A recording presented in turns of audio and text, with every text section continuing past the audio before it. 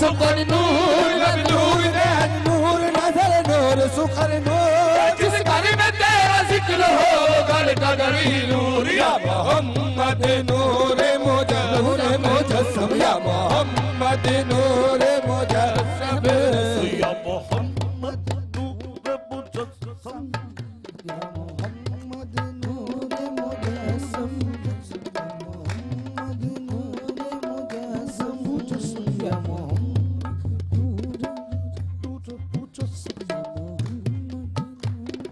Sir से लेकर पांव तेरा सब घराना नूर का सर से लेकर पांव तेरा सब घराना नूर का तेरी नस्ल पाक में है बच्चा बच्चा नूर का या मोहम्मद नूर मुजस्सम या मोहम्मद नूर मुजस्सम या मोहम्मद। एक दिन जिब्रील से कहने लगे शाये उमम एक दिन जिब्रील से कहने लगे शाये उमम तुमने देखा है जहाँ बतलाओ तो कैसे हैं हम तुमने देखा है जहाँ बतलाओ तो कैसे हैं हम काली कमली पर नजर की झूम के जुल्फों के खम काली कमली पर नजर की झूम के जुल्फों के खम बोले जिब्राइल या सैयदी हकी कसम मेरे आका या मोहम्मद नूर मुजस्सम या मोहम्मद नूर मुजस्सम या मोहम्मद नूर मुजस्सम या मोहम्मद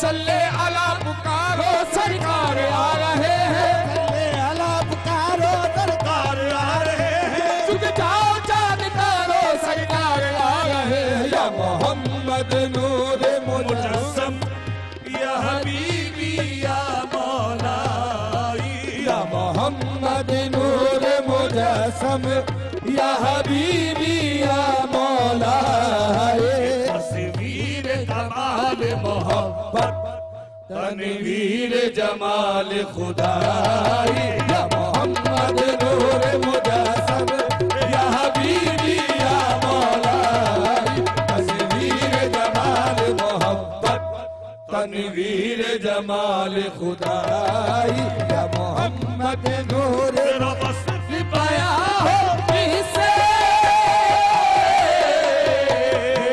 पाया हो किसे तेरी कौन करेगा बड़ाई सोहला तेरी कौन करेगा बड़ाई सोहला तेरी कौन करेगा बड़ाई मोहम्मद तेरी कौन करेगा बड़ाई जिब्रील खुद तो उड़ न सके होश उड़ गए जिब्रील खुद तो उड़ न सके होश उड़ गए मेराज में मकामे मोहम्मद को देख कर आका तेरी कौन करेगा बड़ाई सोहला तेरी कौन करेगा बड़ाई मोहम्मद तेरी कौन करेगा बड़ाई मोहम्मद तेरी कौन करेगा बड़ाई चांद तू चमकता है ये तेरी भूल है चाल तू चमकता है ये तेरी भूल है तू तो मेरे रसूल के कदमों की धूल है आका तेरी कौन करेगा बड़ाई सोहला तेरी कौन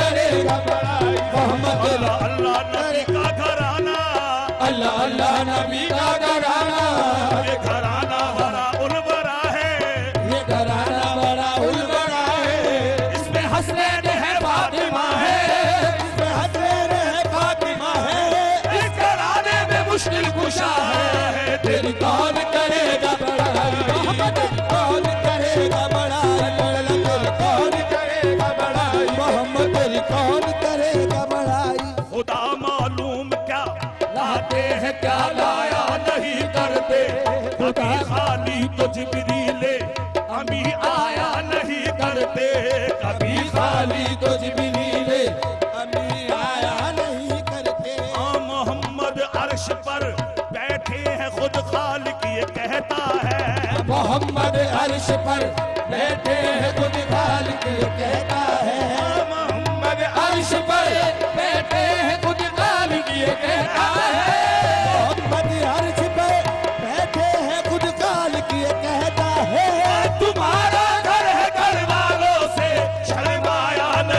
करते आता तेरी कौन करेगा बढ़ाई, संग तेरी कौन करेगा बढ़ाई।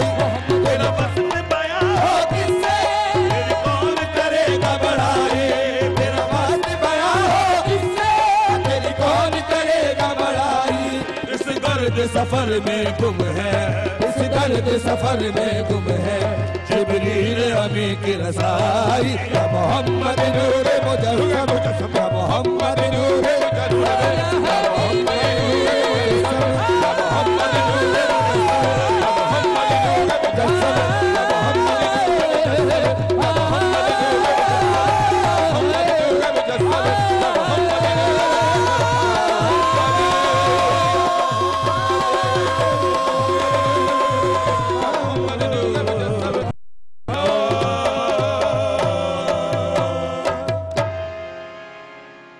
सुभान अल्लाह, क्या माहौल बांधा है, क्या सवा बांधा है आप लोगों ने। सुभान अल्लाह, आपने याद दिला दी मेरे मरहूम भाई की।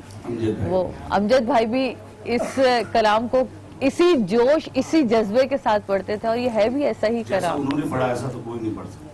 तो दूसरा अमजद पैदा होना ही अब मुमकिन नहीं, लेकिन वो हम सब के दिलों में, मैं हमेशा कहती हूँ, इसी तरह रचे बसे हुए हैं। वो चाहे आपकी ज़बानी हम उनको सुने, वो किसी की भी ज़बानी हम सुने, ये एक फैमिली है जनाब, और ये फैमिली कभी ख़त्म नहीं होगी। इसी तरह अमजद भाई हम सब में नज़र आते रहेंगे, उनकी मोहब्बत हमें हम इसी दुनिया में तरह। जहाँ भी जाते हैं, पंजाब में या पाकिस्तान से बाहर, लोग रोते हैं, बात कर कर के रोते हैं कि यार वो हर आदमी ये समझता है वो मेरा था, अमजद मेरा था। उस तरह रख रखाव ऐसा था हर आदमी से कि हर शख्स, लोग दुबई में मिले हैं वो रो रहे हैं, साउथ अफ्रीका में भी लोग मिले वो रो रहे हैं। ये बड़े खुश नसीब लोग होते हैं कि उनके बाद उनको कोई इस तरह याद करे कि उनकी याद करने वाले की आंखों में चमक पैदा हो जाए। वो खुशी की चमक भी होती है, वो दुख की चमक भी होती है। खुशी इसलिए होती है कि आप उससे शख्स से मोहब्बत बहुत करते हैं। दुख वो पंजतन पाक के सरकार दो आलम के पसंदीदा शनाख्त है, इसमें तो कोई शक ही नहीं जना। और बेशक बहुत ही आला मुकाम पर होंगे मेरे भाई इस वक्त। लेते हैं छोटे से ब्रेक के बाद वापस आते अपनी गुफ्तगू को जारी रखेंगे। रमज़ान हमारा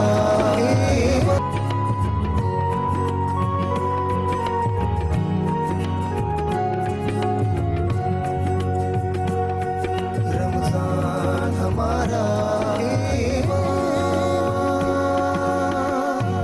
इफ्तार के लिए बना है ना। बिस्मिल्लाहिर्रहमानिर्रहीम। वेलकम बैक नाज़रीन, वापस आ चुके हैं हम और इफ्तार के स्पेशल ट्रांसमिशन में एक दफ़ा फिर खुश आमदीद कहते हैं आपको। अभी हमें ज्वाइन किया है मुफ्ती इकबाल नक्शबंदी साहब ने, और आज हमें नक्शबंदी साहब से ज़रूर ये मैं जानूंगी कि लोगों का एक आम सा ख्याल होता है कि आप लोगों को तो वक्त ही नहीं मिल पाता होगा कि कभी किसी गेम या किसी मैच या किसी चीज़ में कोई इंटरेस्ट से देख पाए, लेकिन वह एक इंसान की फितरत भी तो है ना कि उसके अपने नेचर से आप हटके तो अपनी जिंदगी नहीं गुजार सकते। तो बचपन में कहीं ना कहीं तो आपने भी चीजें खेली होंगी, तो आपका पसंदीदा गेम कौन सा था? सबसे पहले इस पर आते हैं, फिर इसमें जानेंगे इस्लाम में गेम्स की हैसियत क्या है। नहमदुहु व नुसल्ली अला रसूलिहिल करीम, अम्मा बाद, फ़ऊज़ु बिल्लाहि मिनश शैतानिर रजीम, बिस्मिल्लाहिर रहमानिर रहीम, अस्सलातु वस्सलामु अलैका या रसूल अल्लाह व अला आलिका व अस्हाबिका या नबी अल्लाह। बेशक आज आपका अहम सवाल है कि खेल जो है ये इस्लाम के अंदर इसका क्या तस्वुर है। दरअसल इस्लाम दीन फितरत है, कोई वो ऐसे काम पर पाबंदी नहीं लगाता बेशक कि जहाँ वो इस्लाम की रुसवाई का बायस बने या कोई और बात हो। तो इस्लाम दीन फितरत है, इस्लाम इसकी इजाज़त देता है। इस्लाम ये समझता है कि ये सेहत के लिहाज से खेल अच्छी चीज़ है, बिल्कुल, और इसकी कई मिसालें हदीस के अंदर मौजूद हैं। खुद सरकार दो आलम सल्लल्लाहु अलैहि वसल्लम ने खेल देखा है, और यहाँ तक कि बुखारी मुस्लिम की हदीस है, अपनी अज़वाज मुतहरात को दिखाया है। अम्मा आयशा सिद्दीक़ा, दुनिया के सब मोमनों की माँ, हज़रत आयशा सिद्दीक़ा रज़ियल्लाहु ताला नबी करीम सल्लल्लाहु अलैहि वसल्लम के कंधे मुबारक के ऊपर अपना मुंह रख के देख रही थी, और बाहर एक खेल हो रहा था। मदीने में कुछ बच्चे खेल रहे थे या बड़े खेल रहे थे, वल्लाहु आलम वालो रसूल। तो नबी करीम सल्लल्लाहु अलैहि वसल्लम देखते रहे और खड़े रहे जब तक हज़रत आयशा देखती रही। हुजूर महजूज होते रहे उस खेल से, हज़रत आयशा भी देखती रही। तो इससे ये दलील मिलती है वमा अताकुमुर रसूल फखुजू हो वमा नहाकुम अन्हु फंतहु वत्तकुल्लाह। जो चीज मेरा रसूल दे वो ले लो, जिस चीज से मेरा पैगंबर मना करे वहां रुक जाओ। तो यहाँ पे हमारे आका सल्लल्लाहु अलैहि वसल्लम ने मना नहीं किया कि तुम खेल नहीं देखो या अपनी बीवियों को नहीं खेल दिखाओ, बल्कि सरकार सल्लल्लाहु अलैहि वसल्लम ने इसकी इजाजत दी है। हुजूर की खामोशी भी इजाजत का तहैया करती है। जहाँ तक मेरे मुतल्लिक बात है, हम बचपन में खेल खेला करते थे। मेरा जो ये शौक का खेल था यही कबड्डी और क्रिकेट ही था। अच्छा, मगर हाँ, कुयूद और हुदूद स्कूल का जमाना था। हाँ। और बचपन में हमारे उस्ताद, हमारे मशैख इसमें दिलचस्पी वो लेते थे। हाँ। और अच्छी बात है। और फिर हमने अपने बच्चों के ऊपर, अपनी फैमिली के ऊपर कोई कदगन नहीं लगाई, पाबंदी नहीं लगाई, बल्कि देखो हम अपने मदरसे के तलबा को साल में 1-2 बार वहां ले जाते हैं खेल के लिए कि ये जिस्मानी तौर पे सेहत के लिहाज से फिट रहे और बेहतर हो जाए। सही सही, बिल्कुल सही जनाब। तो मतलब ये बात भी यहाँ साबित तो हो गई कि अगर हम यहाँ बैठ के मैच पे बात करें तो कोई हम पे नहीं, ऐसा बात नहीं, बल्कि आला हजरत अजीमुल बरकत ने दुआ की है क्रिकेट के मैच के लिए। आला हजरत अजीमुल बरकत ने क्रिकेट के मैच के लिए एक तावीज दिया था जो किताबों के अंदर मौजूद है। यहाँ इस्लाम की सरबलंदी का मसला हो, दुआएं भी की जाती हैं, वजीफे भी पढ़े जाते हैं और तावीजात भी दिए जाते हैं। सही बात। देखिए जरा जी सर, जिन्होंने 1980s में खेलना शुरू किया, मैं अभी नाम नहीं लेना चाहूँगा, लेकिन मैं खुद उनसे मिल चुका हूँ उन लोगों से।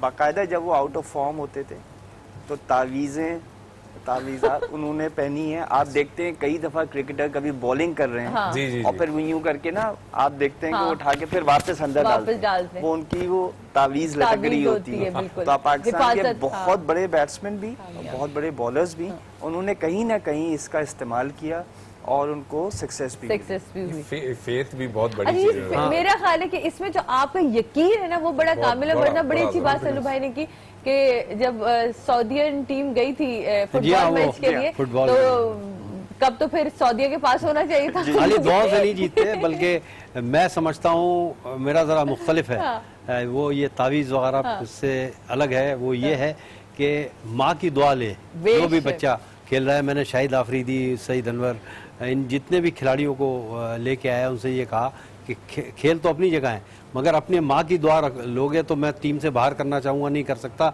माँ वो वाहिद हस्ती है जो खफा होगी फिर भी दुआ करेगी। वाह वाह, माँ की दुआ तो नकद है ना, इसमें उधार है ही नहीं। बजा फरमा रहे, माँ जैसे दुआ करती है तो अल्लाह रब्बुल इज्जत कबूल फरमाते हैं। माँ की दुआ बैतुल्लाह शरीफ में जो पहली नजर पड़े वो दुआ, और जो मकामात से मुकस्सम मदीना पाक की दुआ, ये फौरन ही कबूल होती है। शर्त यह है कि माँ होती है। माँ अगर अपनी औलाद के लिए दुआ करे तो उसके दरमियान में कोई हिजाब नहीं है, फौरन ही दुआ कबूल हो जाती है। सही। तो जनाब इस वक्त हम पहुंच गए 160 रन, एक खिलाड़ी आउट है। अच्छा, एक खिलाड़ी 29 ओवर हो चुके हैं। भाई ये जो है ये बताइएगा कि एक खिलाड़ी अभी तक आउट हुआ है। ये आप हमारी टीम की सिलेक्शन, आप चूंकि चीफ सिलेक्टर भी रहे हैं, हमारी टीम की सिलेक्शन पर आपके क्या कमेंट हैं? देखिए, टीम जो बेहतर खिलाड़ी थे वही भेजे गए हैं। सिर्फ एक खिलाड़ी का मुझे था थोड़ा सा, वो ये था कि एक मोहम्मद अब्बास है लड़का जो गया था वेस्ट इंडीज़, उसने गेंदें बड़ी अच्छी की थी वहाँ पर, और वहाँ कंडीशंस डिफरेंट थी। इंग्लिश कंडीशंस सीमर्स के लिए या फास्ट बॉलर्स के लिए, जैसे इन्होंने हमेशा अच्छे जो सीमर्स प्रोड्यूस किए हैं, जैसे इयन बोथम थे, माइक हेनरिक्स थे, तो यहाँ गेंद मूव करता है। तो अगर उस लड़के को रखते तो मेरे ख्याल में उससे इस्तेफादा हो सकता था पाकिस्तान टीम को। बॉलिंग लाइन हमारी इतनी स्ट्रांग नजर आ रही है सर आपको? ये अभी जो स्कोर आप देखें, इस स्कोर पे एक विकेट ले सकते हैं। मैंने आपसे कहा ना, सिलेक्शन में जो गलतियां मेरे नजदीक हैं वो पाकिस्तान के वक्त से ही शुरू हुई। जब टीम गई, आपने सोहेल खान को जातियात की बेसिस के ऊपर बाहर रखा हुआ है, बिल्कुल, जबकि वो इतनी अच्छी बैटिंग करता है लोअर ऑर्डर में, इतना तेज बॉल करता है। और उसने इंडिया के खिलाफ लास्ट टाइम 5 विकेटें भी नहीं थी जब वर्ल्ड कप 2015 में खेले। फॉर्म में भी है कि अगर आप समझते हैं कि फिटनेस के बुनियाद के ऊपर बाहर निकाल रहे हैं, तो मेरे ख्याल में सबसे जो फिजिकली अनफिट प्लेयर होता था अपने ज़माने का, वो इंजमाम उल हक साहब खुद थे। बिल्कुल। और काफ़ी ऐसे प्लेयर हैं, लेकिन वो जीनियस थे बैटिंग में। इसी तरह काफ़ी प्लेयर्स होते हैं जो शायद 100% फिट ना हो, और बल्कि जब भी आप फिटनेस, अगर जावेद भाई को याद करें, जावेद मियादाद, वो हमेशा बल्कि साइड पे रहे। मैं आपको बताऊं वर्ल्ड कप में के फिटनेस की बेसिस पे जावेद मियादाद को इन्होंने पीछे छोड़ दिया, सेलेक्ट नहीं किया। इमरान खान ने कहा मुझे नहीं चाहिए, और इस जावेद मियादाद से कहा फिटनेस टेस्ट पास करें। उसने इस फिटनेस टेस्ट में 100 किए, उसके बाद वो फ्लाई होके गया और टूर्नामेंट का सेकंड हाईएस्ट स्कोरर था। देखें जरा, राइट। सो और first highest scorer Martin crow, जो कि होम ग्राउंड पे खेल रहा था, जो कि छोटे ग्राउंड्स पे खेल रहा था। मियादाद ने सारे मैचेस ऑस्ट्रेलिया के बड़े ग्राउंड पे खेले, and he was totally unfit.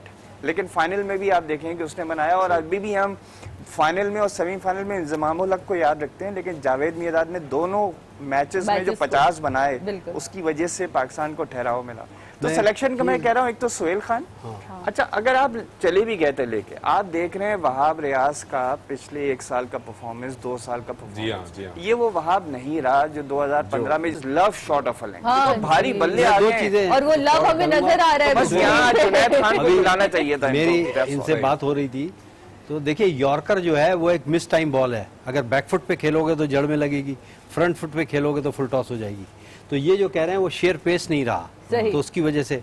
लेकिन एक मैं जाती जो अनाद है उसके साथ, सोहेल खान के साथ, उसके मैं बड़ा सख्त खिलाफ हूँ कि जहाँ भी जाती मफाद मुल्की मफाद पे आया, टीम का शिराजा भी करता है। तो वो मैंने एक छोटा सा आपको मैं मिसाल दूं। मैं चाहती हूँ सोहेल भाई इस बात को रोकें, और इसी से ही आपकी बात को शुरू करूंगी, जो फौरी तौर पे एक ब्रेक की तरफ जाने जाना। ब्रेक एक लेते हैं और ब्रेक के बाद वापस आते हैं और जानते हैं क्यों हम अपने मफाद की खातिर एक ऐसे खिलाड़ी को रोक देते हैं जो जिसके आगे बढ़ने के बहुत सारे चांसेस होते हैं, और फिर उसके बाद खमियाजा पूरे पाकिस्तान को भरना पड़ता है। लेते हैं ब्रेक, ब्रेक के बाद वापस आते हैं।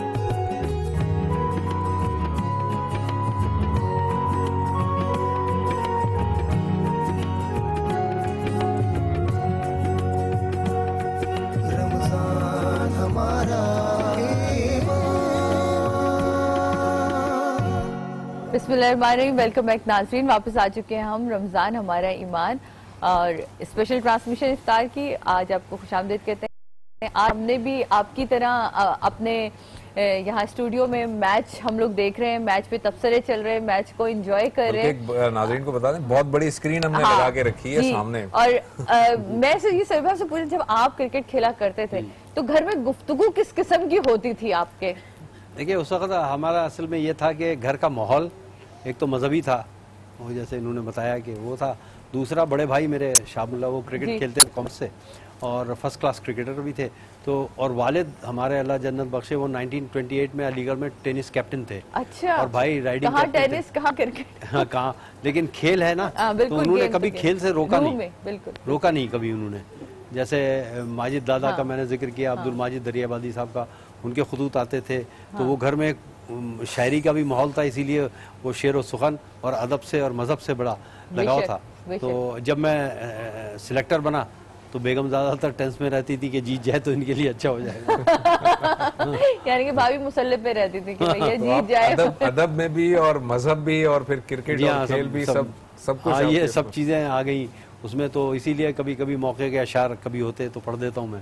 अच्छा। हर किस्म हर मौके के। आज के मौके की मुनासबत से कोई अगर याद आ रहा हो तो जरूर पढ़ दे, क्योंकि इस वक्त जहाँ हम खड़े वहाँ है जी 171 पे एक ही आउट है और ओवर जो है वो 33 हो चुके हैं।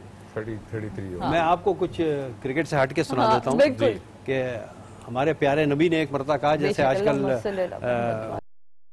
फंड रेजिंग, तो आपने फरमाया कि दीन के हक के लिए कुछ लाओ। तो अल्लामा इकबाल ने बड़े खूबसूरत पैराए में सिद्दीक के नाम से वो नज़्म लिखी है कि एक दिन रसूल पाक ने असहाब से कहा, दे राह माल हक में जो हो तुम में मालदार। इरशाद सुन के फर्त तरफ से उमर उठे, उस रोज उनके पास थे दरहम कई हजार। और दिल में ये कह रहे थे कि सिद्दीक से जरूर बढ़कर रखेगा आज कदम मेरा राहवार। लाए गरस के माल रसूल अमी के पास, एसार की हो दस्त निगाह खुदाए कार।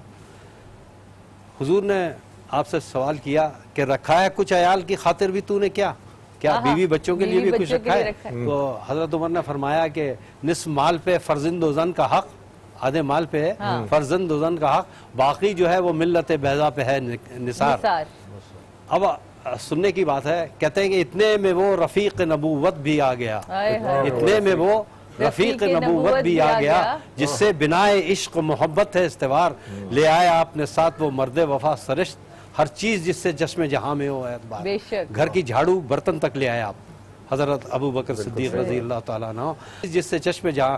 हुजूर ने आपसे भी वही पूछा कि रखा है कुछ अयाल की खातिर भी तूने क्या, कहने लगा वो इश्क मोहब्बत का राजदार, परवाने को चिराग अनादिल को फूल बस, परवाने के लिए चिराग और बुलबुल के लिए फूल बस, सिद्दीक के लिए है खुदा का रसूल बस। वाह वाह वाह, सुभान अल्लाह। नाज़रीन, ये आपको बताएं कि ये जो सलाउद्दीन साहब ने जो वाक़या सुना है, ये ग़ज़वा तबूक के मौके पर हुआ है, और ग़ज़वा तबूक के मौके पर आप सल्लल्लाहु अलैहि वसल्लम ने तमाम मुसलमानों के लिए ये कहा था, ऐलान किया था कि जो भी इसमें जो है कार खैर में हिस्सा ले, जो जितना कंट्रीब्यूट करना चाहे वो करे, और इस तरह से सारा जो है वो माल लिया गया था। और फिर ग़ज़वा तबूक के लिए जब निकले तो इत्तेफाक से कुफ़ार के साथ जंग नहीं हो सकी, और ग़ज़वा तबूक बगैर जंग के जो है वो मुसलमानों ने फतह कर दी थी। सुभान अल्लाह। इसमें राज ये है कि सारा माल राह खुदा में लौटा देना बिल्कुल जायज नहीं है।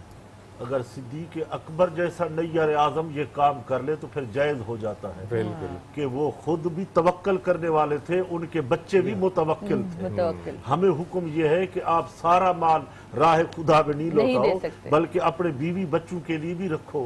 बीवी बच्चों को पालना भी इबादत है। अगर सिद्दीक अकबर जैसा परवाना चिराग मुस्तफवी मिल जाए तो उनके लिए जायज नहीं, बल्कि जो कुछ घर में है वो उठा के सामने पेश कर दे और कहे आका घर में अल्लाह और उसका रसूल छोड़, अल्लाह और रसूल छोड़ के आए। सही बात है। सुहेब साहब, क्या आपको क्या लग रहा है सर, इस वक्त ट्रेंड चल रहा है? नॉर्मली कहा यह जाता है वनडे क्रिकेट में कि 30 ओवर्स पे जो स्कोर हो वो 50 ओवर के बाद डबल हो जाता है। तो उस हिसाब से तो आप 330 या 340 तक का देख, और अब तक देखा तो यही हो रहा है। और खास तौर पे अगर विकेटें हाथ में हो, मैं फिर वही कहूंगा कि आई थिंक पाकिस्तानी जो हैं, ये चाहे लाख स्टेटमेंट्स दें एक दिन पहले कि हम कहाँ हैं, ये अंदर से घबराए हुए होते हैं।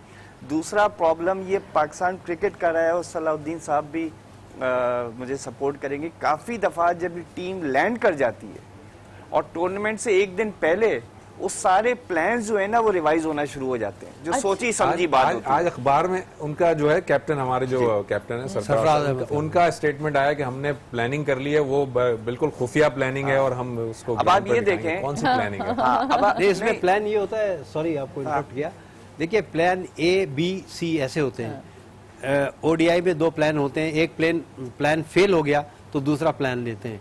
टेस्ट क्रिकेट में सेशन बाई सेशन होता है। 2020 में एक प्लान होता है, सिर्फ आप बैटिंग ऑर्डर चेंज कर सकते हैं बस। तो अगर ये फेल होता है इनका, जैसे इंडियंस बड़े प्लानिंग के तहत, इसलिए मैं कहूँगा खेल रहे हैं कि हमें एक मिला, अभी आपने देखा रोहित वो आउट हुआ था, शिखर धवन, तो आपको क्रिकेट में कहते हैं एक ब्रेक थ्रू मिला, लेकिन उससे हमने इस्तेफादा नहीं किया। अब दूसरा 77 पे खेल रहा है रोहित शर्मा। तो अब ये है परफेक्ट बैटिंग ट्रैक, और वहाँ स्कोर ज्यादा होता है जहाँ विकेट भी अच्छी हो और आउटफील्ड लाइटनिंग है, और फिर उससे और फिर आपकी फील्डिंग जो है वो बैक ना करे अगर बॉलर्स को, तो मजीद उसमें नुकसान होते हैं। बारिश ने फिर संभाला दे दिया। आप कुछ कहना चाह रहे हैं सर? मैं यही कह रहा था कि जब आप गए, अब आप ये देखें कि आप अगर वहाब रियाज को ही आपने खिलाना था, तो फिर आप तीसरा एक और लेफ्ट आर्म फास्ट बॉलर क्यों ले गए? ठीक है, अगर आप पूरी प्लानिंग के साथ गए थे, फिर आपको एक और राइट आर्म लेना चाहिए था। सही बात। दूसरा ये है कि देखें, अभी भी श्योर नहीं है कि शादाब खेलेगा या आपका दूसरा प्लेयर खेलेगा जो जिसको नहीं खिलाया बाद में।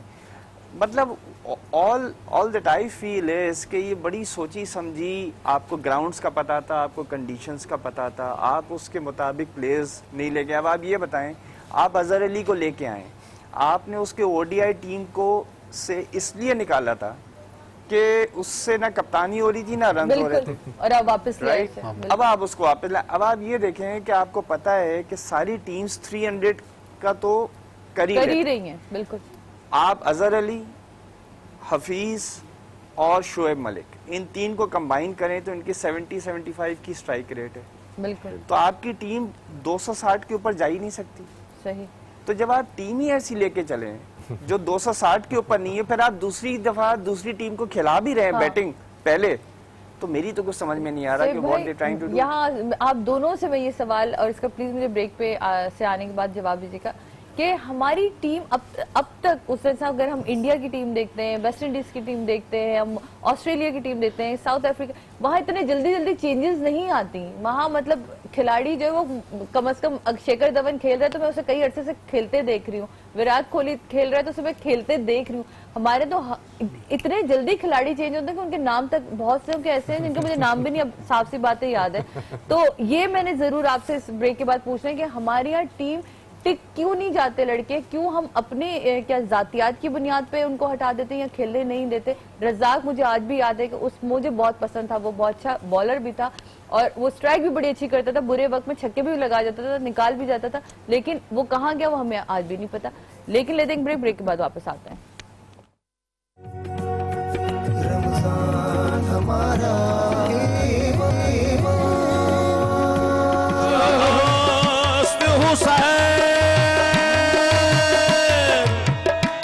बादशाह हुसैन,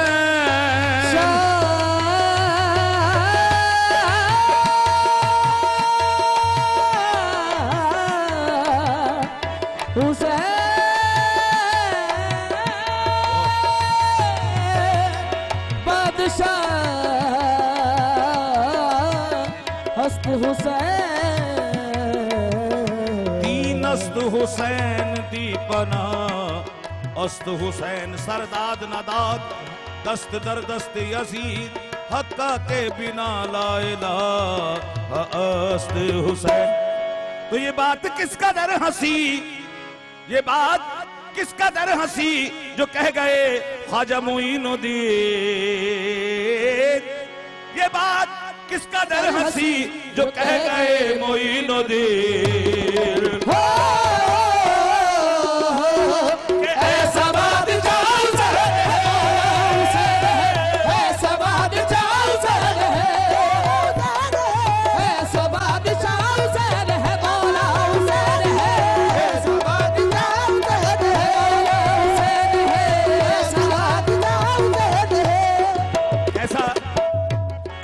कैसा बादशाह हुसैन है, शबीर जो इस्लाम पे कुर्बान नहीं होते, शबीर जो इस्लाम पे कुर्बान नहीं होते, और शबीर जो इस्लाम पे कुर्बान नहीं होते, दुनिया में आज कोई मुसलमान नहीं होते।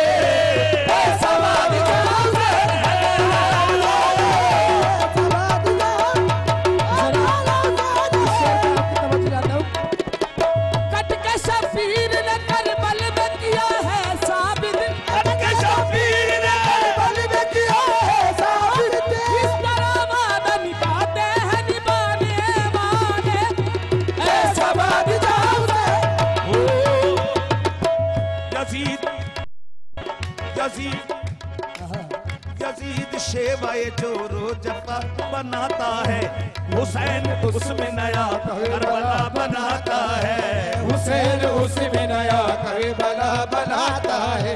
यजीद आज भी बनते हैं लोग कोशिश से, यजीद आज भी बनते लोग कोशिश से, हुसैन खुद नहीं बनते खुदा बनाता है।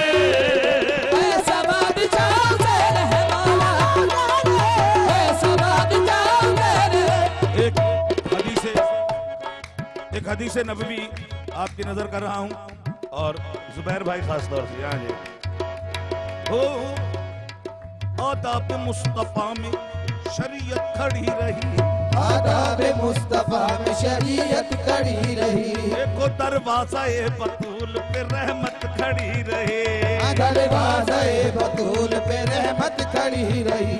सजदे में थे रसूल और पुष्ट पर हुसैन, और पुष्ट पर हुसैन बैठे रहे, हुसैन इबादत करी रही।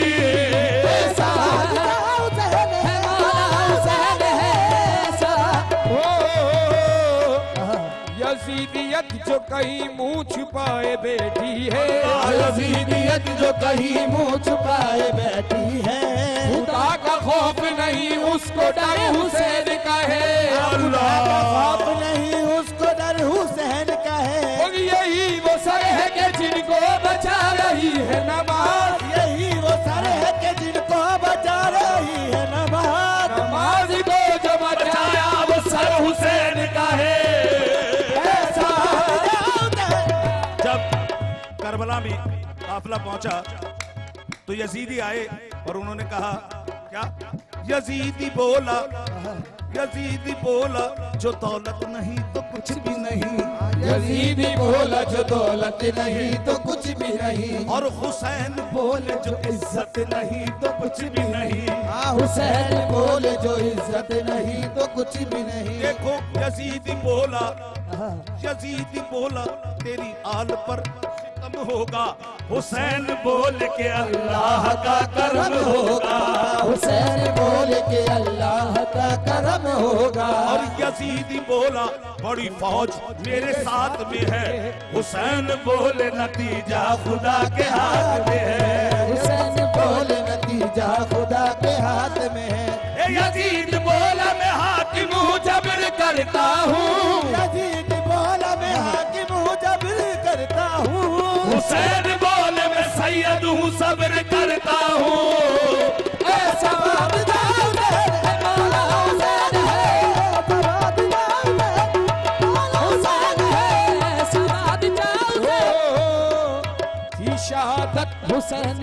शहादत हुसैन की किस्मत, शहादत हुसैन की किस्मत, शिबिर कैसे शहीद हो जाता, शिबिर कैसे शहीद हो जाता, नाजरत ली हुसैन ने वरना, नाजरत ली हुसैन ने वरना, बच्चा बच्चा यजीद हो जाता, और बेबा हुसैन है, बेबा हुसैन है।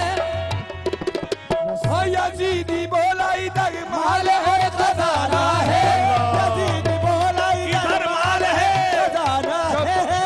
यजीद का बस नहीं चला तो वो बोलता है यजीदी बोला इधर माल है खजाना है, हुसैन बोल के नाना को मुंह दिखाना है।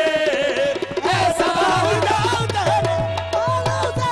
अरे मैं बताऊं क्या हुसैन है, वो रसूल हक ये कह गए, रसूल हक ये कह गए, सुने ये हर कोई सुने,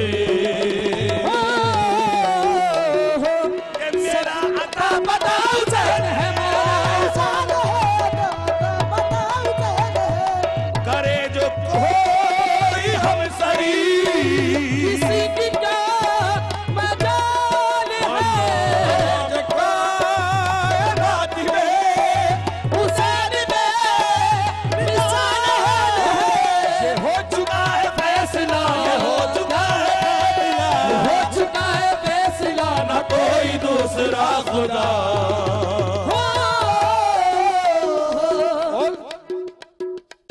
न कोई दूसरा हुसैन है, हुसैन है कोई दूसरा, है मौला हुसैन है मौला हुसैन है, कोई दूसरा हुसैन है मौला, न कोई दूसरा हुसैन है, वो हुसैन है, हुसैन है, हुसैन है, हुसैन है, हुसैन है, हुसैन है, हुसैन है, हुसैन है, हुसैन है, हुसैन है, हुसैन है,